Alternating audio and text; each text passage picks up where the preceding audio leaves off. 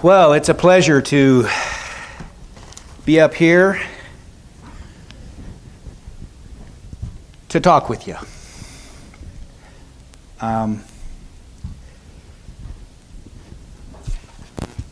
There's been a lot of things going on in my life.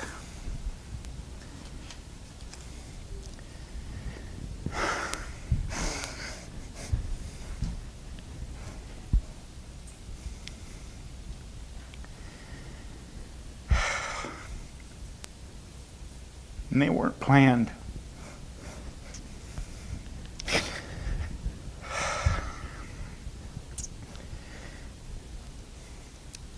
Probably going to be a little tough for me this morning.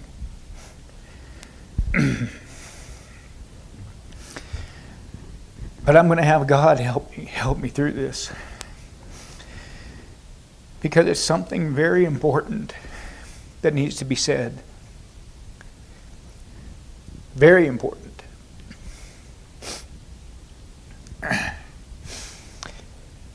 It brings me pleasure and sadness. Pleasure in knowing, as Roger led that last song, there'll be no sad farewells, no tear-dimmed eyes for those that know God. But it saddens me that there are so many out there in that world that there will be sad farewells. There will be tear-dimmed eyes. Because they're not prepared for what is coming. This morning, if you'll turn to Psalms, chapter 138. I kind of gave you a little bit of a hint of what my sermon was about this morning when I told you to open your bulletin.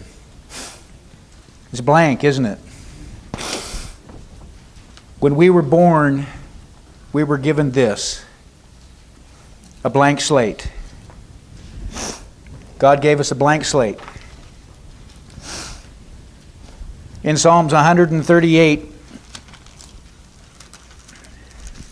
I just pulled my marker out of there, verse 8, it says, "The Lord will fulfill His purpose for me. Your love, O Lord, endures forever. Do not abandon the works of your hand." The Lord will fulfill His purpose for me. His purpose is what should be filling this page, your life. His purpose. He will fulfill it. We go to the beginning in Genesis. He created man and woman. Why did He create him? What was His purpose? To tend the garden. He had a garden, and He wanted it tended. And He created man and woman to tend it. He wanted a people that would serve Him, that would worship Him.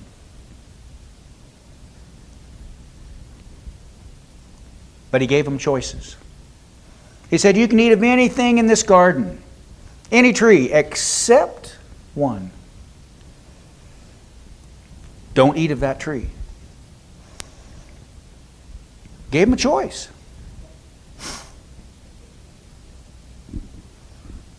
Now remember who He told. He told man.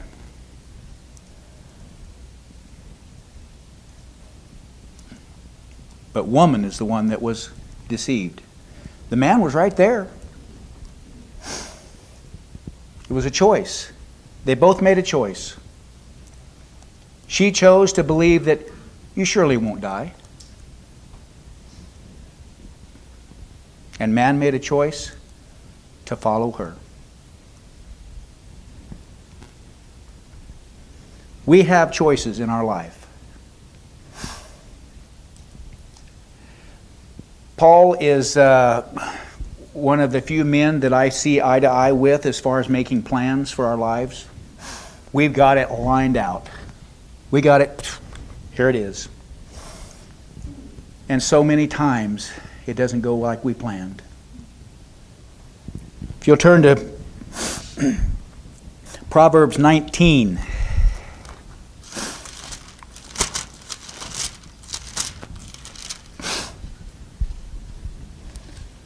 Verse 21.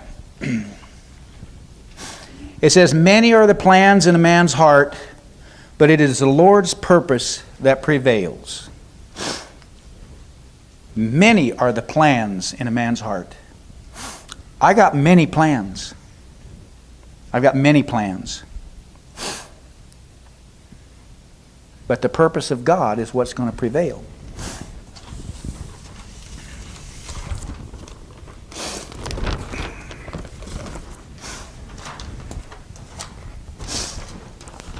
Here's my plans. They're perfect. I'm going up. That's my plans. Everything's in perfect harmony with everything. Unfortunately, this is what happens. It's just not the way I planned it. It's going everywhere. These are the events that happen in our lives. The bumps, the bruises, all the things that happen to us. The events. I appreciated Frank's lesson this morning. He gave me a glimpse into his life and what went on in it. One of the things that was very similar was the fact that June brought him to Christ. Jill brought me to Christ. I didn't have quite the rough upbringing maybe that Frank did. I was, morally good family, and we went to church and that, but I didn't know the truth. I didn't know the truth. But there's events in our life that shape us. We make plans, but as we look down that chart, there's lots of things that happen. When we make plans as a young teenager in that, we make plans that we're going to find that perfect person, that perfect mate. And we're going to get married. We're going to have a good job. We're going to have kids. We're going to raise the perfect kids. And then we're going to work for X amount of years, and then we're going to retire, and we're going to plan on having that nest egg put away that we can enjoy our golden years. And we've got it all lined out, don't we? And then things happen. Things happen in our life. To some people, they may be small things. But when they happen to you, they're big things. Because it messed up our plans, and now we got to regroup. Now we got to do something different. Now how are we going to handle this? If you turn over a couple of pages in Proverbs 16, verse 9, it says, "In his heart a man plans his course, but the Lord determines his steps." I can plan my course, and it can be laid out in my mind as perfect. But the Lord will determine my steps. And my plans sometimes don't go along with what the Lord has planned for me. It just doesn't.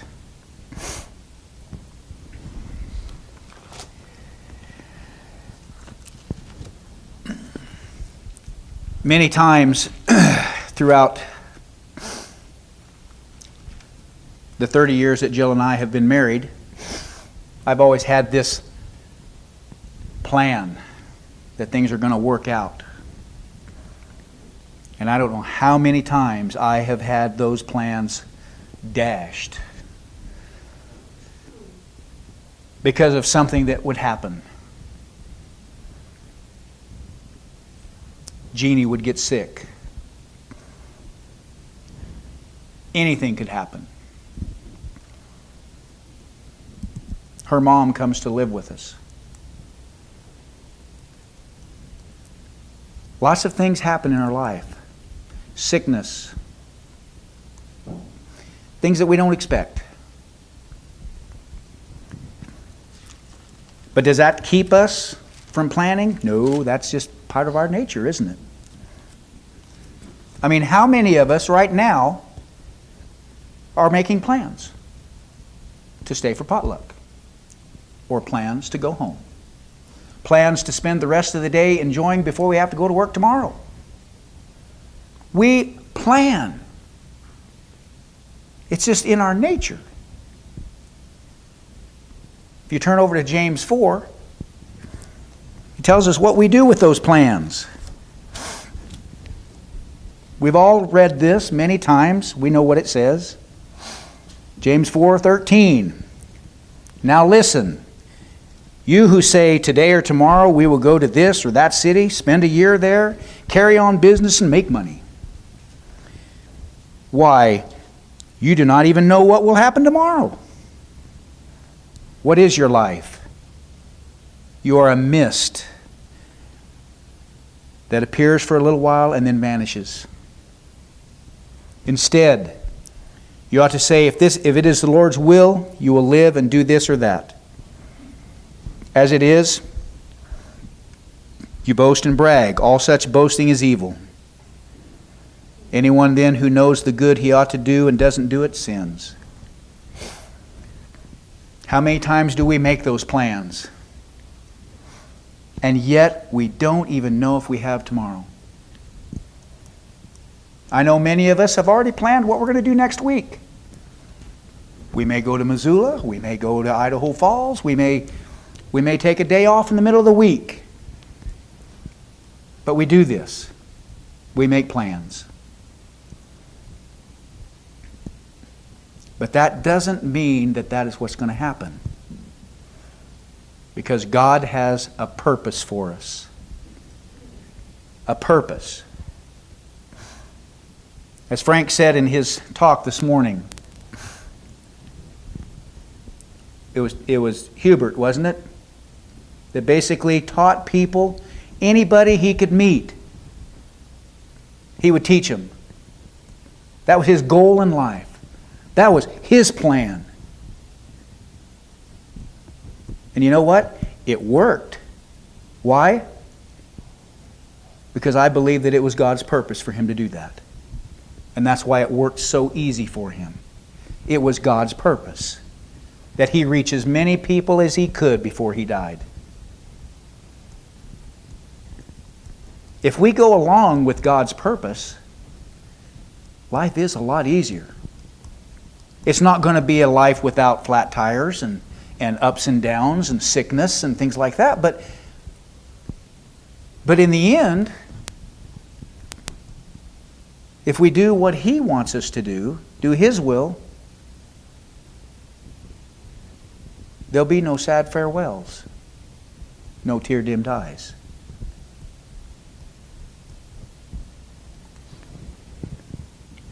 In Matthew 6, verse 34, another familiar passage with all of us.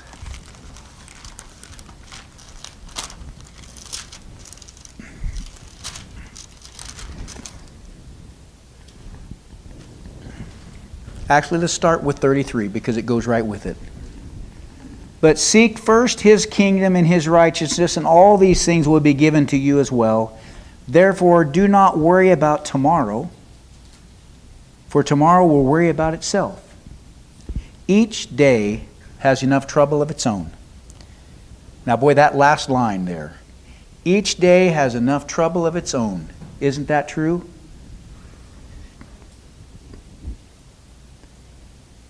Why should we worry about tomorrow? Because you know what? There's enough today, enough trouble today, that why would we worry about tomorrow?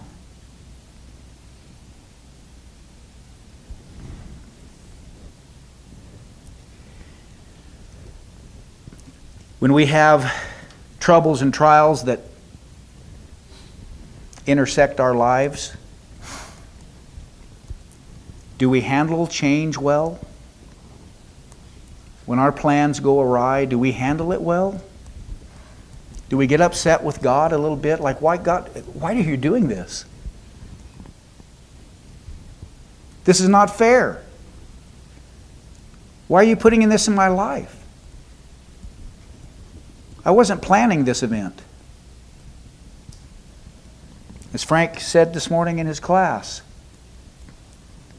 a lot of times that's what causes people to fall away from the faith. Because they want someone to blame. And they generally choose God.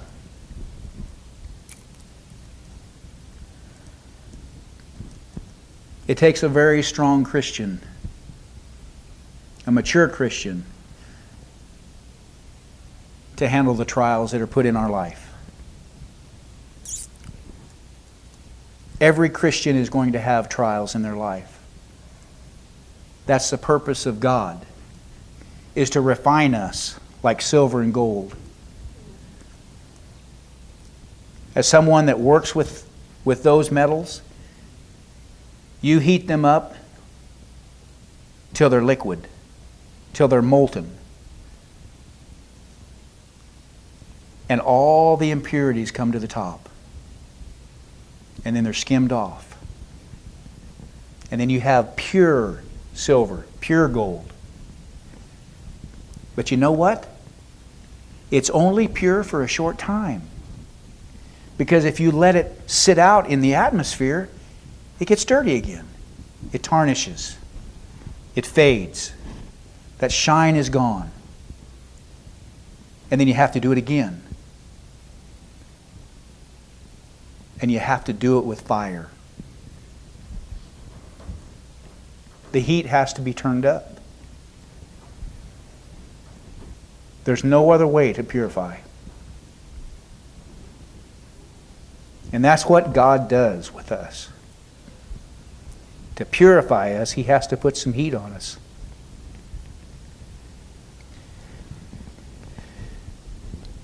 We don't like heat. We don't. It's so much better to just have a nice moderate temperature that we are comfortable with. You know, I like it maybe a little cooler, but that's what we like. We don't like the heat. We try to avoid it. Planning and troubles seem to go hand in hand. When we plan things, trouble comes. And if you don't think it's been like that for a long time, just look in the Bible with David. He started out as a shepherd boy and he done great things. He brought down Goliath. He became a king. Things were going his way, weren't they? And then one night he was outside and he seen something and he made plans to have her.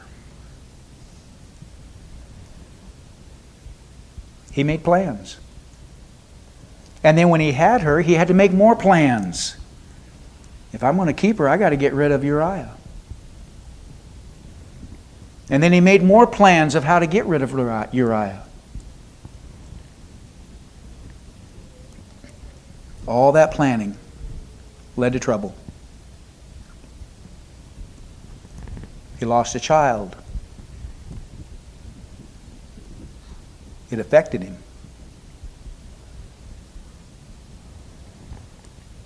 He done a lot of other things that were wrong. But you know what? He came back. He came back from that, realizing that there was a purpose that God had for him.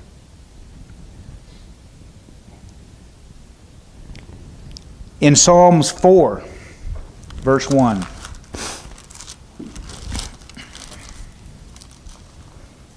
says it's a psalm of David. It says, "Answer me when I call to you, O my righteous God, and give me relief from my distress. Be merciful to me and hear my prayer." I kind of like the King James Version that says, Thou hast enlarged me when I was in distress.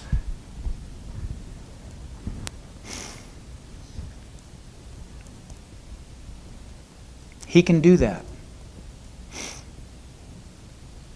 God can do that. David is crying out, give me relief in my distress. And God did. David was the apple of his eye. Even all the things that he did wrong, he came back.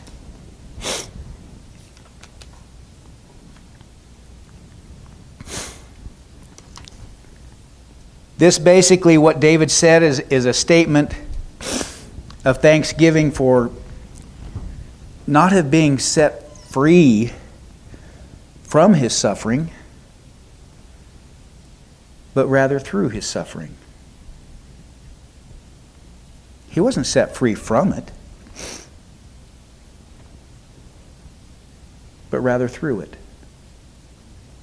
That tells me that we're going to go through them. But we need to ask God for help. It's going to be there.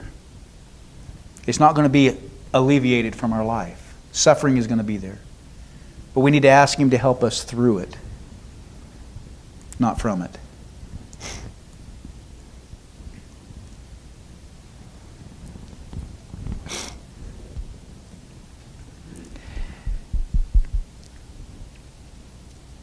When a Roman soldier was told to go on most likely a fatal mission, they were taught something.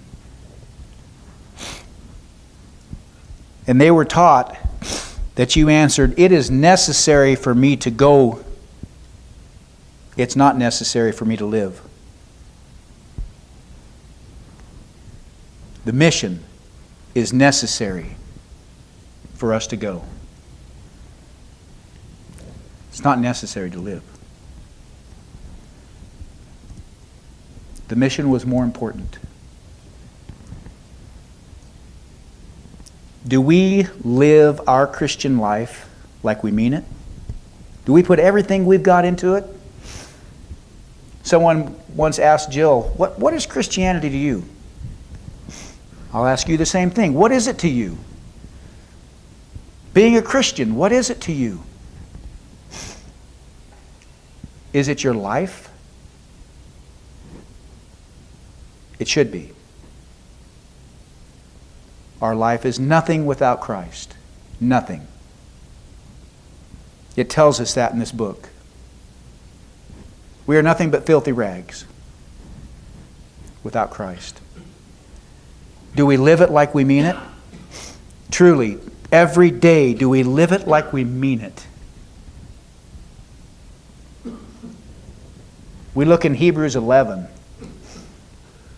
and we look at all of those that were faithful. From Abraham, Isaac, Jacob, Moses. Clear on through, it tells us many of them. They were faithful. Some of them didn't receive the promise that was promised to them, but they were faithful to the end. We've been given a promise of going to Canaan's land, going to that promised land, going to heaven. We've been given a promise. Are we going to be faithful to the end to live it? To live it like we mean it?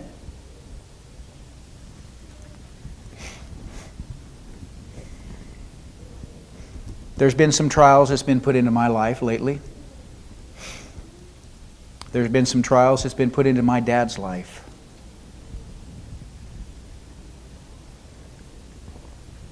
Something that he had never planned. He never planned this. His plan that he would probably work until the day that he went to bed that night and not wake up the next morning. Go peacefully. That was His plan. Things have been set aside to take care of my mother. It's all going to work out perfectly. It's not happening that way.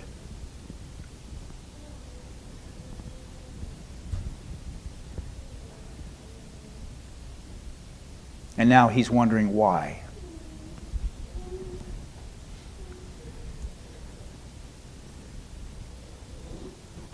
God has a purpose. It's whether we want to look at it that way. Is there truly a purpose? He doesn't see a purpose for this. He doesn't see a purpose for not being able to move, to be reliant on someone else when he's never had that happen in his life.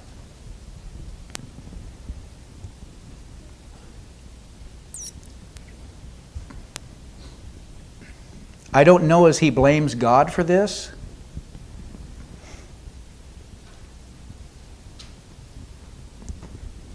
But I do know that at a time like this, you should be looking to God and His Word and trying to understand what that purpose is, why this is happening.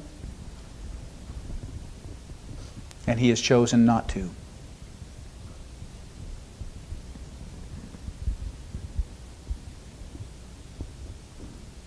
And I think of how many other people in this world are doing the same thing.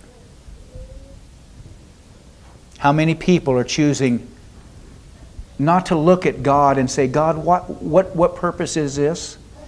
Open my heart, open my mind to what you want me to understand.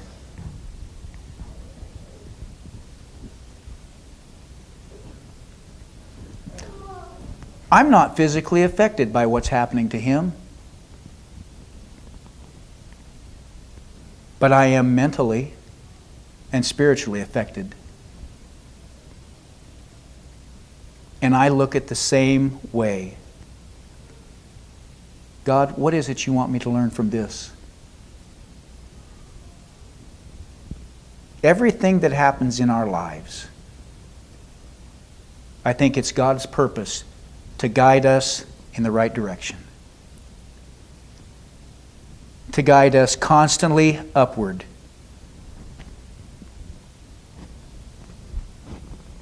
And if we don't listen to what He has to tell us, our life is going to be less like that other one. It's going to be a mess.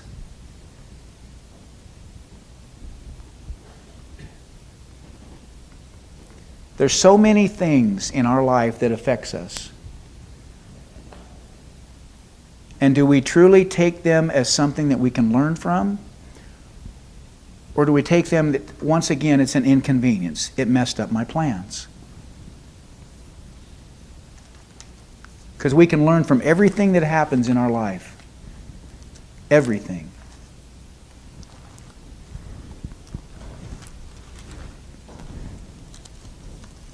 We know of all those that were faithful in Hebrews 11.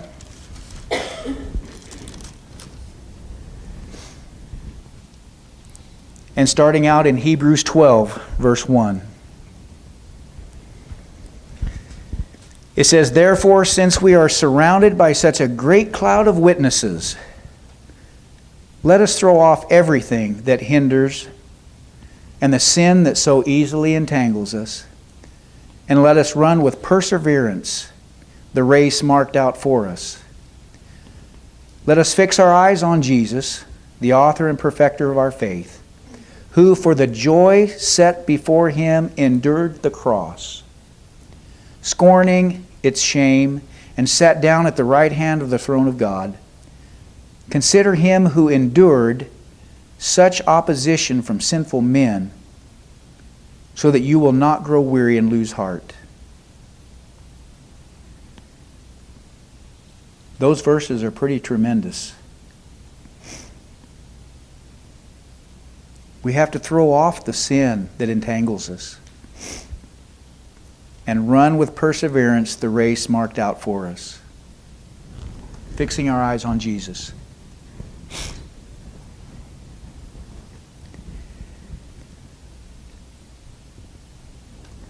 I think too many times we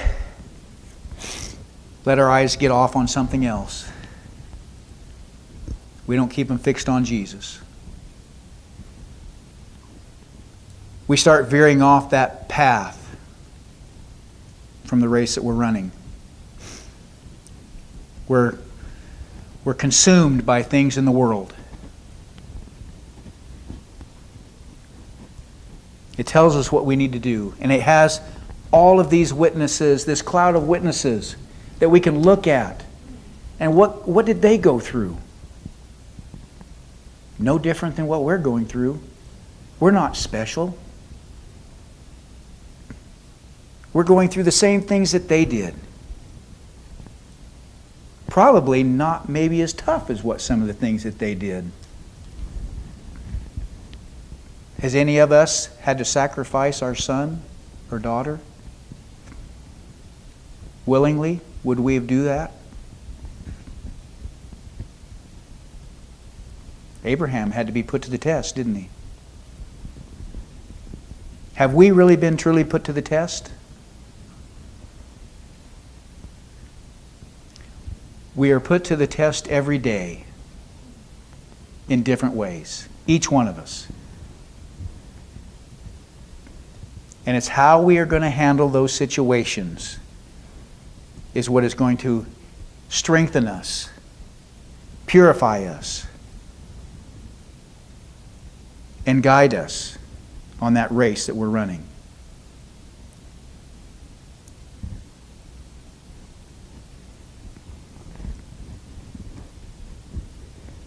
I can't say any more because there's nothing more to say. We're each going to be put to the test. We're each going to be put in a position sometime in our life that we have to make decisions. I hope that it is a positive one, that God's purpose will be fulfilled in your life. I pray that I understand what His purpose is and what's going on in my life right now. And most of all, I hope that my dad understands.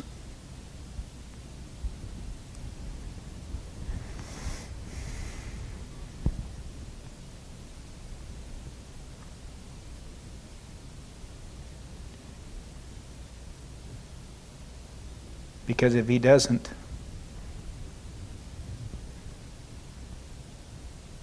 it's not good.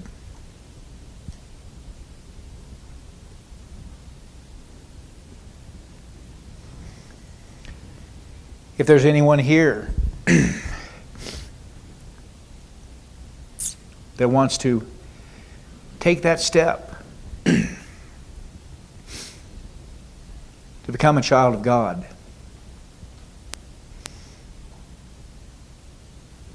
and I'll warn you up front, it's not going to be easy. It's not. But it's going to be so worth it. So worth it.